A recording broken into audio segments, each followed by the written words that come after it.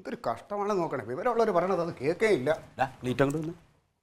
നിന്റെ തങ്കത എന്തിനുള്ള പുറപ്പാടാണ്? അവളെന്തിനാണ് ഈ കനകന്റെ കൂടെ നിന്നിട്ട് അമ്മേനെ ഹോസ്പിറ്റലിൽ കൊണ്ടുവന്നിക്കണേ? ആ പോത്തിനോട് പറഞ്ഞാൽ മനസ്സിലാവേണ്ട അമ്മാവാ. എടാ എൻ്റെ അമ്മയ്ക്ക് ഇതേ അസുഖമായിരുന്നു.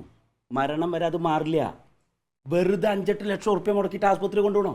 കാശില്ലാത്തോടത്ത് കടം വരുത്തി വെക്കണോന്ന്. കാശുണ്ടെങ്കിലും ചിലവാക്കാൻ ഞാൻ സമ്മതിക്കത്തൊന്നുമില്ല. നീ ഇതൊന്ന് അവളെ പറഞ്ഞ് മനസ്സിലാക്ക്.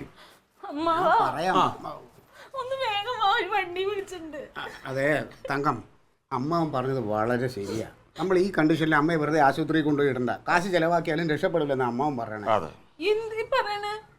എടി അത് മാത്രല്ല പോത്തെ, വിവരം ഉണ്ടോ നിനക്ക്? കനകൻ എന്തിനാ നിന്റെ അമ്മേനെ ആസ്പത്രി കൊണ്ടുപോകണമെന്നറിയോ? സ്വയബോധം വന്നു കഴിഞ്ഞാൽ സ്വത്ത് മുഴുവൻ അടിച്ചെടുക്കാൻ. നിന്റെ അമ്മയ്ക്ക് നിന്നോട് വലിയ താല്പര്യമൊന്നുമില്ല. നീ അമ്മ നിക്കരിച്ചിട്ട് ഇവന്റെ കൂടെ ഓടിപ്പോയതല്ലേ?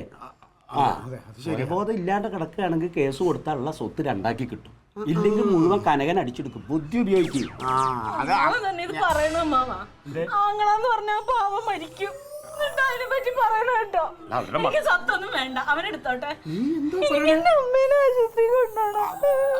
അല്ല ഞാൻ പറയണത് നീ ഒന്ന് നിങ്ങൾക്ക് 2 പേർക്കും പറ്റോ? പറ്റുമെങ്കിൽ കൂടെ ഞങ്ങൾ കൊണ്ടുപോകാൻ പോവാ. അയ്യോ നീ പറയുന്ന കേട്ടോ, നിനക്ക് മാത്രമേ തള്ളയുള്ളൂ. എനിക്ക് കൊണ്ട് തന്നെ തള്ളയേക്കാം. ഞാൻ മാനത്തുനിന്ന് പൊട്ടി വീണയൊന്നുമില്ല എന്ന് പറഞ്ഞിട്ട് ഞാൻ എപ്പോഴും ഓടി പോകണുണ്ടോ അങ്ങോട്ട്? ഇല്ലല്ലോ. ക്ലീറ്റിന് ഒരു അക്ഷരം മിണ്ടരുത്. ഇപ്പൊ എന്താ പ്രശ്നം? കാശ് പോണാണോ? കാശ് പോണ പൊക്കോട്ടെ.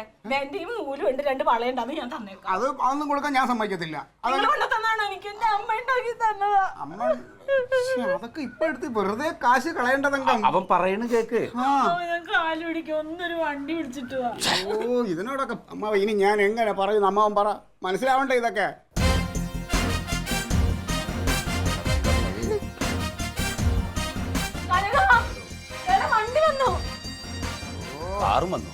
നീ ആശുപത്രി കൊണ്ടുപോയി അടങ്ങുന്നുണ്ടെങ്കിൽ കൊണ്ടുപോകട്ടെ. എനിക്ക് നല്ല വിശപ്പുണ്ട്. ഞാൻ വല്ലതും കഴിച്ചിട്ട് വരാം. നിക്കട്ടെ, ഞാൻ വിളിക്കട്ടെ.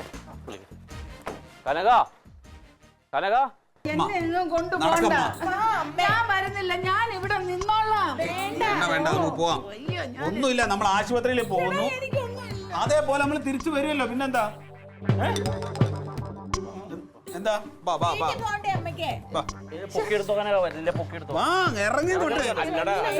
ഇന്നത്തെ ദിവസം കഴിഞ്ഞിട്ട് കൊണ്ടുപോയ പോരെ? ഇത്ര നേരം അമ്മമാരോട് പറഞ്ഞ അമ്മ മനസ്സിലായില്ലേ? ഇറങ്ങ മേനൊക്കെ പോവാം. ഇറങ്ങ്. എന്റെ പൊന്ന് കനക, എനിക്കൊന്നുമില്ല. ഇത് വെറുതെ ഇങ്ങനെ കാണിച്ചതാടാ ഞാൻ. അമ്മ എന്താ വിളിച്ചേ? കനകാന്ന്. എന്നെ മനസ്സിലായോ? പിന്നെ എന്റെ തങ്കം. ഞാൻ സത്യം പറയാലോ. പിന്നെ അഴകം പറഞ്ഞ് നിങ്ങൾക്ക് എന്നോട് സ്നേഹമില്ല, എന്റെ സ്വത്തിനെ കരുതിയാണ് നിങ്ങൾ എന്നെ സ്നേഹിക്കുന്നതെന്ന്. ഞാൻ പറഞ്ഞല്ല, എന്റെ മക്കൾക്ക് എന്നോട് സ്നേഹം തന്നെയാണ്, ജീവനേക്കാൾ അധികം സ്നേഹമാണെന്ന് പറഞ്ഞ്. എന്നാ പിന്നെ അങ്ങനെ ഒന്ന് പരീക്ഷിച്ച് നോക്കാന്ന് പറഞ്ഞ് ഇങ്ങനെയൊക്കെ ചെയ്യാൻ ഇവൻ പറഞ്ഞു. അങ്ങനെ ഞാനങ്ങ് ചെയ്തു. നിങ്ങളെന്താ കളിക്കാൻ നിൽക്കണോ? അല്ല ഞാനൊരു കാര്യം ചോദിക്കട്ടെ, നിങ്ങൾ കുട്ടികളൊന്നും അല്ലല്ലോ, ഇത്രയും വലുതായ ആളുകളല്ലേ. ജോലിയായിട്ട് അവിടെ പോഷന് മുകളിൽ കയറി നിൽക്കുന്ന എന്നെയാണ് വിളിച്ചു വരുത്തിയത്. പിന്നെ ഇത്ര ആളുകളെ കയറാക്കില്ലേ? കുട്ടികളിയാ വെറുതെ ആളുകളെ തീ തീറ്റിപ്പിക്കണം. എന്നാലും അവൻ അങ്ങനെ പറഞ്ഞപ്പോ എനിക്ക് സഹിക്കൂടാ. അങ്ങനെ പറഞ്ഞാലും അമ്മ അതൊക്കെ വിശ്വസിക്കാമോ? പൊന്നുപോലെയല്ലേ അമ്മ നോക്കണത്. എനിക്ക് അത് ഒരു വല്ലാത്ത അവസ്ഥ തോന്നി. നിങ്ങൾ എന്നെ വൃദ്ധസാധനത്തിൽ കൊണ്ടിടും, അങ്ങനെ അവൻ പറഞ്ഞപ്പോ എനിക്കത് വല്ലായ്മ.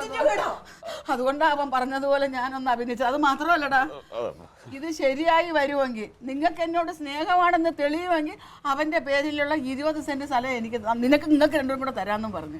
20 സെന്റ്